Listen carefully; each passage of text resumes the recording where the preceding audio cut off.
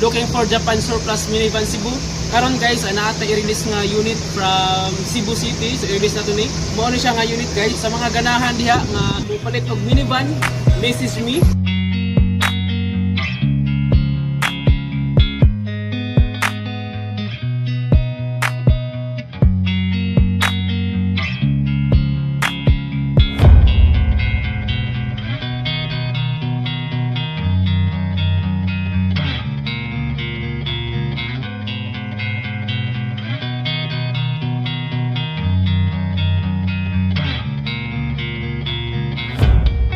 Guys, kani nga unit is 4x4 automatic D64V.